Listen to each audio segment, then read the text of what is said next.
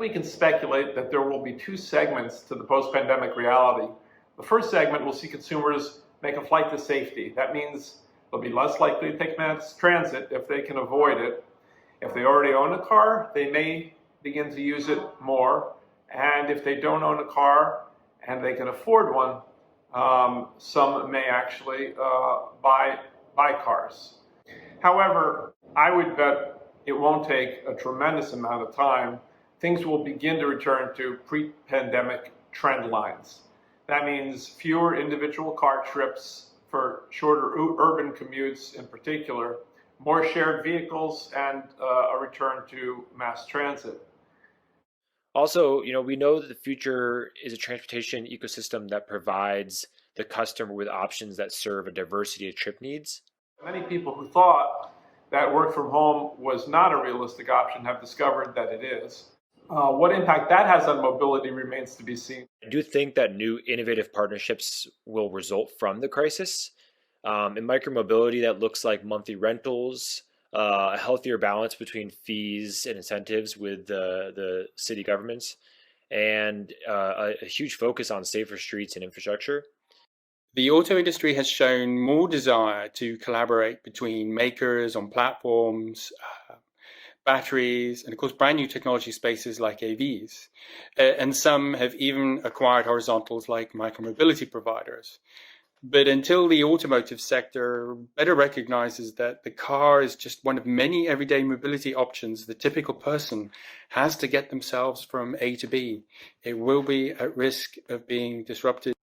And so I think that those of us who invest in what I call the world of digital mobility, which opens up the opportunity for people to buy individual trips in the mode and the vehicle and the business model that is suitable to those purposes, I think that we will still have plenty of interesting companies to back in the years ahead, and that consumers and commuters, especially in urban areas, will continue to see an increasing number of choices.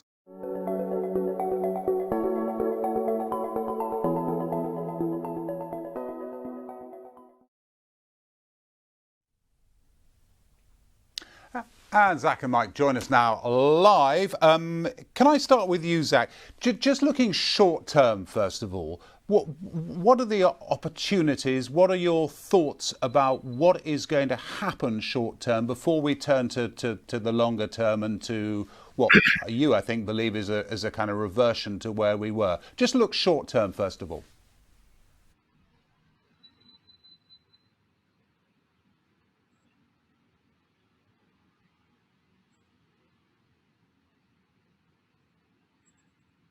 And consider whether or not the car is the choice. As that is sorted out, well, we'll have to see.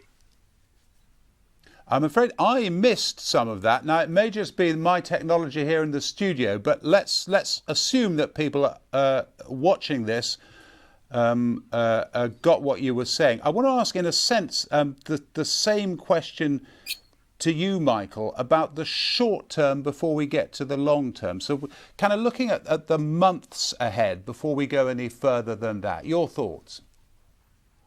Yes, I also did not catch all of Zach's answer, but I think I caught from the back of it that it might have been the same as mine, which is I think we should not make too many assumptions for the long term out of what happens over the coming months, because we're in a very unusual period.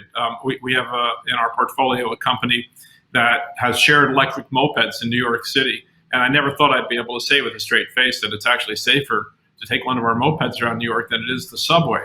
But that is the case right now, by all accounts. And we never built this company to intend to compete with mass transit. We intended to complement it. We intend to compete with cars, actually.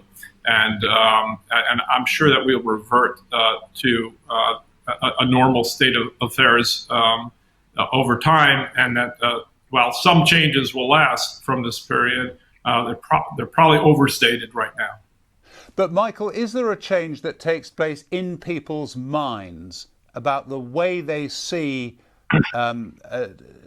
themselves and their interaction with transport, if I can put it like that. So I'm not talking about a change about not going to offices, etc., etc. I'm talking about a kind of mental change that makes people look differently at the whole environment. Well, it's been observed a lot that crises like this tend to speed up trends that were already there. And I think some of the trends that we've seen, the most important trends we've seen in recent years and decades, has been around urbanization and around denser living. And that's incompatible fundamentally with the mode of mobility that dominated for a century, which was individually owned cars. And I think that the younger generations, as they continued to move to cities, were less and less enamored with the idea of personal car ownership and took advantage more and more of digital mobility options, whether that be Uber, whether that be micro-mobility, shared bikes, scooters, mopeds, etc. And yes, I think that trend's been accelerated, and that trend will persist over time. But I also think that the current situation where mass transit is avoided for health reasons is not one that will be around long term. Can I put to you, Zach, a question that we've had from someone watching, from Darren Carter? Do the panel think, and let me put this specifically to you, Zach, does the panel think that due to the COVID lockdown and people not driving so much for commuting or for pleasure, we'll reprioritise the industry away from the clean air agenda and more towards autonomous driving for the instant results of safer roads because of fewer accidents? What do you think of that? Autonomous vehicles is still an unproven ground. We have been waiting for someone to get a commercial license so they can operate freely on the roads. So the reality of when can AV step in to resolve the current situation that we have, that's not going to happen either in 2020, or you could probably safely say in 2021, but maybe by 2022. And the problem with the clean air agenda is that there's been enough evidence to show that COVID-19 is primarily a respiratory pathogen.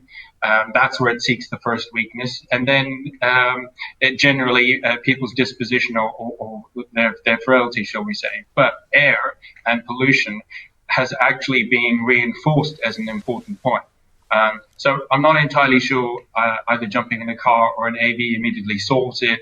And AVs aren't going to be ready in the next period to actually, shall we say, resolve any of the short-term issues we have. Talking of not jumping in a car, let's hear from our third panellist, from Kyle Rowe, who's from Spin, which is a subsidiary, of course, of Ford Mobility. Kyle isn't with us for reasons he's about to explain, I think. He's pre-recorded some thoughts. Let's listen.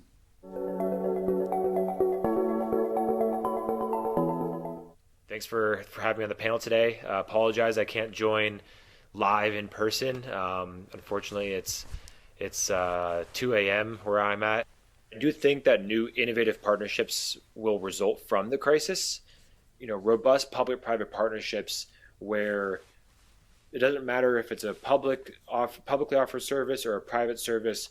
We're all basically bundling our package to give the user the most convenient tool to complete a trip, having all the options in their community at their disposal. In the near term, I really think that mobility data platforms are going to have a moment and opportunity to grow. These platforms, they allow for cities to sift through aggregated mobility data and help inform planning and transportation decisions. In the long term, I think that mobility as a service, specifically open platform mobility as a service, will grow as a way to augment transit. I've been getting up early to have calls with UK cities for a couple months now, and I've never been on so many calls with city agencies consistently in a row, all saying, we've thought through this, we've talked to our leadership and our stakeholders, we want to try it out in our community. Anyways, I think hopefully you'll see some spin scooters on the street soon.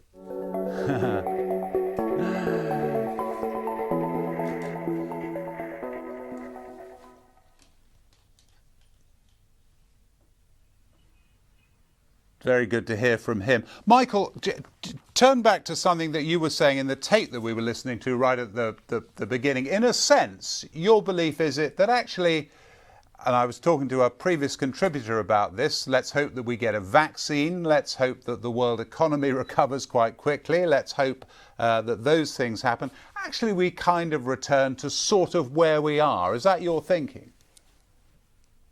I think we returned to where we were was not static. It was already changing, and it was already becoming based on denser living, based on more options for mobility, more buying of trips rather than buying of vehicles, more sharing, and certainly more electric.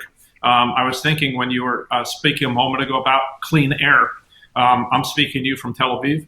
And here in Israel, we run an experiment every year, which I don't think anyone else in the world does, which is that one day a year on Yom Kippur, there is no traffic, zero cars on the road. And they've done air quality studies of day before, a day of, and day after. And it's just remarkable to see how taking all the tailpipes out of the cities for a single day, the impact that it has on clean air. And I think now, over the last few months, cities around the world have had the opportunity to see what that's like. And as you, Zach, were talking about, and I think we're already beginning to see that people are saying they don't want to go back to the air quality that they've had to endure with all of the tailpipes. And this is just contributing to the electrification trend that we have seen before. So I think that's one of the things that will get accelerated. We'll see fewer internal combustion engine cars in downtown. We've also, Zach, of course, got a lot of other vehicles downtown. We've got commercial vehicles downtown, which we haven't really mentioned so far. What are the implications for that sector? I think if you're looking at the kind of investment and commitments being made in companies like Rivian, in Tesla's potential electric truck, the Arrival platform here in the UK, you can see that one of those opportunities when enterprise or corporates get into the game and decide to commit towards something is that you have a huge force, and that force is money and willpower, and then things can accelerate. So I think on the commercial vehicle side, in London we have the low emission zone, and it's just been expanded. So I think we're going to see quite a lot of change. And the opportunity there as well is if you have branding, if you are a bus or you're a delivery company and your vehicles are greener or are electric and they're not spewing out anything, as far as your brand is concerned, that's completely coherent. And that's the sort of thing that's going to add a value, and that value would have been, shall we say, tertiary or maybe even secondary before, but we have just been and are still going through an experience where much of our thinking has been reset, and we're getting the opportunity to actually try out new things.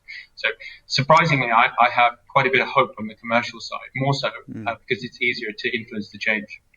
And is hydrogen potentially a part of that? I think when we talk about infrastructure to support any new or alternative fuel, there are different infrastructures at different stages of their life cycle. And I think you'd argue right now quite easily that other than Japan and bits of California, you haven't got to an advanced hydrogen infrastructure. But standalone, its virtues are quite incredible. It's just, when we think about EV, and that's more advanced, we complain about where are the EV charging points. And if you could reflect on hydrogen, that's even further back. But that could work for commercial.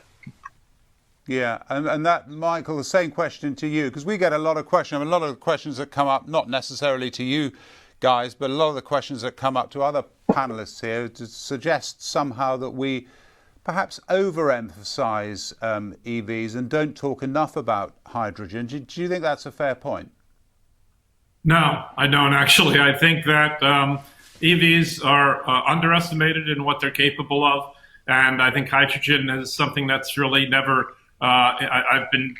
It's always 10 years away.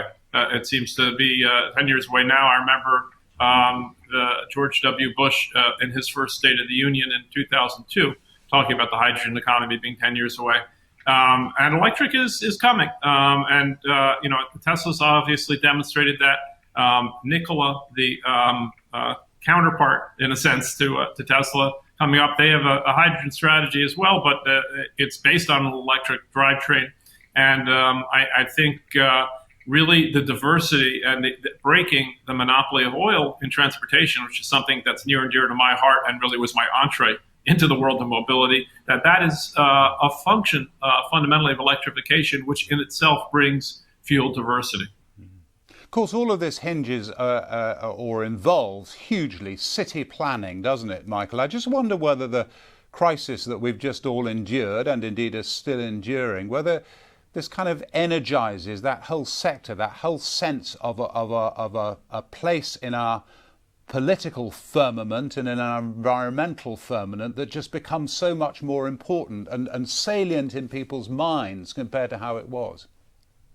Absolutely, without a doubt. Before the crisis, I was saying that since the kick scooters got dropped into cities, and I know London not among them, but most major cities in the world have seen kick scooters arrive over the last 2 years. Certainly here in Tel Aviv, we have 4 brands of kick scooters competing. And Tel Aviv's changed the laws 3 or 4 times in that period already, trying to figure out where they're supposed to go on sidewalks and the streets. And it's beginning to bring the conversation to the point of like, well, when did we decide that 70 or 80% of the real estate in between buildings is devoted to cars that are either parked or driving? And so I've said that there were going to be cities that were going to break out and do. Have we lost the sound to hold on just 1 second. Okay. No, apparently we haven't completely lost the sound to you. I thought there the picture froze a bit, and I certainly lost sound. I was catching you as far as the law changes and the regulatory changes, and take us again from there. So effectively what you've had up until this crisis were 200 parallel experiments going on in cities trying to figure out how to accommodate micromobility, particularly kick scooters. And you started to see some bold initiatives, including in Paris, for example. And I think this crisis has brought a lot more cities into the idea of maybe we'll take some major thoroughfares and instead of designating them for cars, we'll designate them for lightweight and zero emissions vehicles. Zach, do you agree? This has kick-started a kind of sense of the importance of city planning that we didn't have before. Well, I think, to be honest, we actually did have it before, but this has accelerated it. And the pause allows people, I mean, one of the things that we came across as the lockdown happened was lots of questions from the likes of DFT and other departments about what kind of data were you seeing prior to the lockdown and after, and this huge interest. And really, if one has an embedded network of to do data capture and how someone is traveling across kind of time and space and the different mobilities they're using, then one has more data to inform city planning, where to put EV networks, where to put mobility hubs and these kind of things. Because as a sector, transportation was undergoing digitization, automation, and electrification. That was across the transport sector. But we're now also seeing that being accelerated in the car, in the auto industry. And Michael, on the kind of broad subject of cooperation, has that also been given a kick-start by what we've just had done to us? Cooperation, you mean between public and private? Yes, exactly. I mean, specifically between public and private, but I suppose also more across the piece with public planners sensing that these are opportunities where they do need to be involved and talking to investors and to the private industry and kind of getting them on board. Yeah, I think that absolutely has been the case. It's been our experience with Revel, our shared moped company that's operating in 5 cities in the U.S., most especially New York. And they've been working very closely with the city to actually expand their service area to make their mopeds available free to healthcare workers. And I think we're seeing an expansion of public-private cooperation in the interest of moving people about in a safer and cleaner way. And I think that's something that's likely to persist, hopefully beyond the crisis. Zach, can I put a question to you that I just had from someone watching? As well as bringing to market new fuel systems and vehicle technology, what impact will the introduction of new delivery systems and routes to market used by future mobility platforms have on the wider world? Okay, that's an interesting question to try and pick apart. But let's put it this way. Future mobility platforms will have a reliance and will require elements of digitization, and that digitization will have to cross pretty much all the mobility spectrums. Because if you're thinking about something like mobility as a service, it's akin to the bundles that you might get when you get a telecoms contract. So if you're going to have a sustainable business model, you need to understand the customer's needs. And in understanding how the customer moves across both public and private transit options, you then have a better visibility and understanding of what kind of needs you're going to serve. So successful future mobility platforms, as much as present future mobility platforms, rely on a better understanding of the customer. And that, nowhere is that more evident when you think of the likes of Uber. They've inserted themselves as a value proposition or in the value chain above the car maker and directly with the consumer.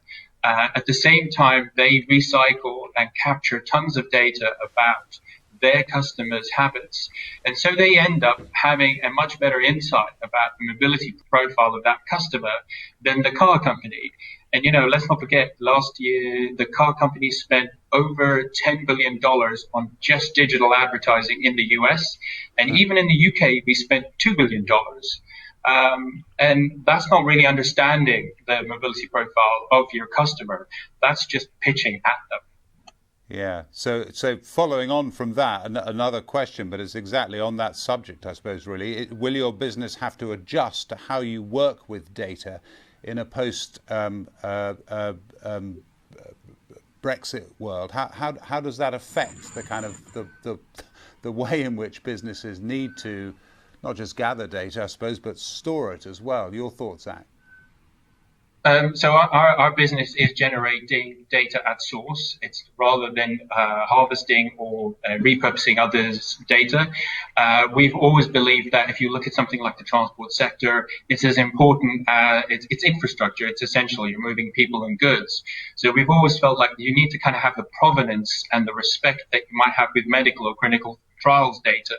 So from a Brexit GDPR perspective or ICO GDPR perspective, we're very much into using the higher standard. There's no point lowering the bar. If you have international global ambitions, you're much better off always choosing the highest bar because then you don't have to you don't have to work backwards to go forwards. So for us, how you handle data, when you collect it, the purpose, and being transparent and getting the participation of the end user has so much value. Michael, your thoughts on data and its handling? Well, it's been said that data is the new oil, and we have several companies that are in the business of data. A company Automotive that creates a marketplace for data coming off of vehicles, and a company called Nexar that creates all sorts of data, gathers all sorts of data from urban streets in particular. I think, as Zach says, no question about it, it's going to be a big part of figuring out what the right way is to set up cities in the future, different modes of mobility, creating seamless multimodal mobility. And there are going to be a lot of opportunities for other businesses within data that comes from mobility, whether that be private cars or shared cars or other forms like micromobility. Final thought, Michael, I'll start with you. Are you optimistic? I mean, this has been an awful experience for the entire world, but do you feel that, people talk very loosely about silver linings sometimes and almost callously, but do you feel that there is a sense in which something can be picked out of this that is positive? Well, I think you always have to reach for ways to make the best of bad situations. And in this case, as I've said, I think certain positive trends in mobility, including electrification and including a diversity of digital mobility options, especially for urban consumers, to be able to have a cleaner, safer, more accessible access to mobility, are things that we saw well on their way for this crisis. And in some instances, the crisis can indeed serve as a jumping off point to accelerate those trends, as we've talked about with policy and with consumer preferences and clean air and so forth. So, I'm an optimist by nature. I think you have to be in the business that we're in. But to see the creativity that happens among the entrepreneurs that we have the good fortune to interact with on a daily basis, it's hard not to be optimistic about what the future will hold. Zach, do you agree? Yeah, no, absolutely. I actually think if you look at how populations, people, societies, and even the enterprise layer and government have come together to try and manage through this. They have been exceptional. The challenge is policymakers going forward, and policymakers having the vision to understand this is an extraordinary opportunity. You don't get the chance to reset so many components in a working economy and revisit or look at them in a much harsher light and look forward, because the pandemic, it just exposes our inability to understand time. We have not understood that in a 2 or 3 week period, a pathogen over on the other side of the world could make its way into Europe. Climate change is a pathogen that moves incredibly slowly, but it moves with a future, shall we say, with a momentum that you have to think 10 or 20 years forward, because it's going to be in about 10 or 20 years' time that you're going to start turning it. And that's a fundamental problem with this whole kind of, carbon zero thing. People talk about being zero in 2050. Well, that's useless. In 2050, you've caught up with Mother Nature. You've still got 30 years between now and then where you've been adding to the problem. And we really need to be much more aggressive and ambitious and understand that we have the talents and the capabilities and emerging technologies and existing technologies to move very fast and very positively as well. Yeah. Zach, thank you very much. Michael, thank you as well. And Kyle, thanks to him for his video contribution. And Zach is going to be answering questions in the Ask the Expert session, which takes place at 11:30. So if you've got anything else to put to him, then feel free to get those questions through to us. In the meantime, thank you to all the panellists we've heard from so far.